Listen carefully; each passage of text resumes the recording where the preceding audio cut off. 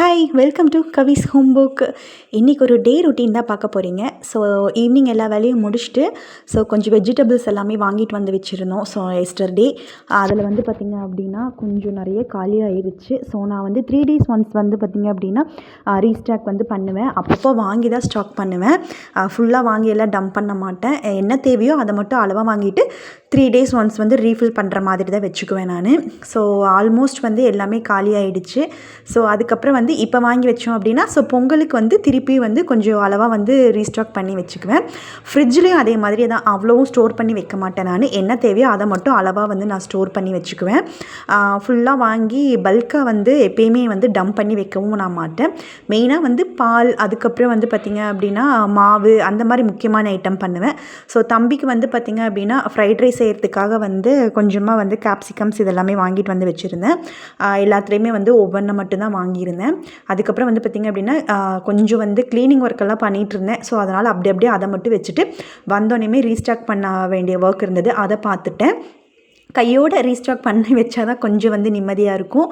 So 2 நாளாக உடம்பு சரியில்லை. ஸோ அதனால் ஹஸ்பண்ட் தான் கொஞ்சம் வேலையெல்லாம் பார்த்துக்கிட்டாங்க.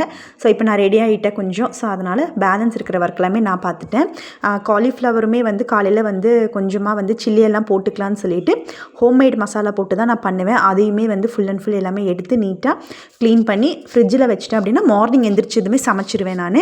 ஸோ ஃப்ரிட்ஜ்லேயும் அதே மாதிரி வெஜிடபிள்ஸை கட் பண்ணி நான் வைக்க மாட்டேன். ஸோ நைட்டுக்கு ரொம்ப முக்கியமாக எமர்ஜென்சியாக தேவைப்படுது மட்டும் கட் பண்ணிவிட்டு மார்னிங் எடுத்து சமைக்கிற மாதிரி தான் நான் வச்சுக்குவேன்.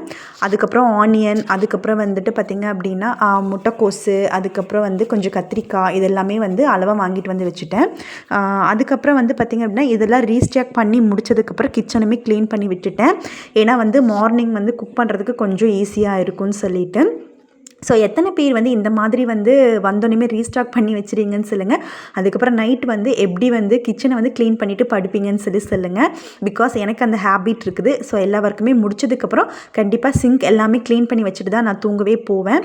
அதுக்கப்புறம் பார்த்திங்க அப்படின்னா ரேஷனில் பொங்கலுக்கு அரிசி இதெல்லாம் கொடுத்துருந்தாங்க. ஸோ அதையுமே ரீஸ்டாக் பண்ணி ஒரு டப்பாவில் போட்டு வச்சுட்டேன். அரிசி கொஞ்சம் நல்லா இருந்துச்சு. ஸோ அதனால் பொங்கலுக்கு வச்சுக்கலான்னு சொல்லிட்டு ஒரு டப்பாவில் நீட்டாக போட்டு எடுத்து வச்சுட்டேன் நான்.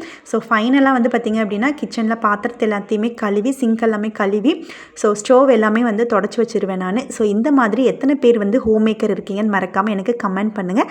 ஸோ நெக்ஸ்ட் இன்னொரு வீடியோவில் பார்க்கலாம். பை.